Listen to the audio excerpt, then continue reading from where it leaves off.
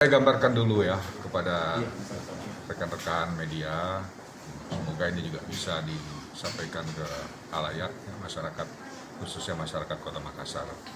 Saya menambahkan saja sifatnya apa yang disampaikan oleh Pak Wali, bahwa saat ini Makassar berada dalam zona orange sebaran COVID. Ya.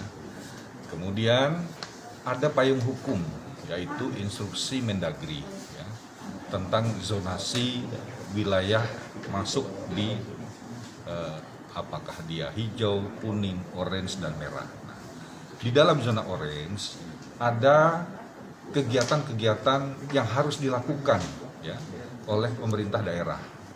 Salah satunya adalah pembatasan tempat dan jam operasional tempat-tempat tertentu. Ya. Kemudian instruksi Mendagri yang terkaitan dengan zonasi ini ya dikuatkan lagi oleh surat edaran wali kota tentang pembatasan jam operasional dan tempat-tempat tertentu. Ya. Salah satunya adalah tempat ibadah. Kenapa tempat ibadah? Ya.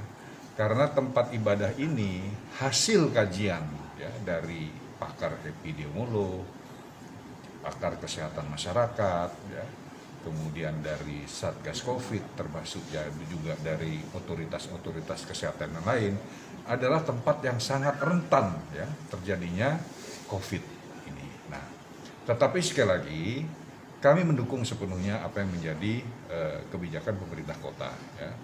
Dan pelarangan-pelarangan terutama di tempat ibadah ini, ya, ini tidak juga harga mati. Ya.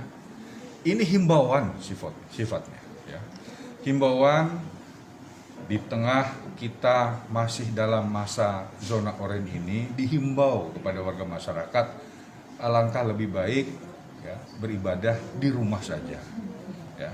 Karena jangan sampai kita mengendalikan dengan susah payah ini, ya, kita akan sulit beranjak berubah ke zona kuning bahkan ke zona hijau. Dan perlu juga saya inform ke rekan-rekan, saat ini kita masih melaksanakan PPKM Mikro. Dalam waktu dekat, ya, informasi terakhir yang saya dapat, bahkan Bapak Presiden ya, akan mempertimbangkan PPKM darurat di luar Jawa Bali. Ingat rekan-rekan, salah satu provinsi yang tertinggi sebaran COVID-nya di luar Jawa Bali, itu adalah Sulawesi Selatan. Ya. Separuh dari Sulawesi Selatan sebaran COVID itu berada di Kota Makassar. Nah, ini yang harus juga diberikan pemahaman kepada masyarakat. Tadi pagi kami sudah mengumpulkan seluruh tokoh-tokoh, ada MUI, ada NU, ada Muhammadiyah, untuk bisa menyampaikan kepada umat ya, bagaimana unsur faktor kesehatan ini menjadi yang paling utama yang kita jaga. Ya. Soal surat edaran yang menimbulkan pro dan kontra, sudah kita akan revisi malam ini. Ya. Besok Pak Wali akan melonsing, menegaskan kembali semua tempat kita batasi, kita ketatkan sampai pukul 17.00 untuk tempat-tempat tertentu.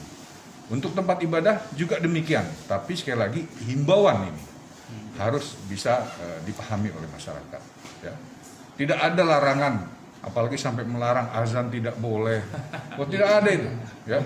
Saya jamin tidak ada. Ya. Tidak ada. Semua bisa beraktivitas seperti biasa. Ya. Oke? Oke. Terima kasih Pak. Makasih.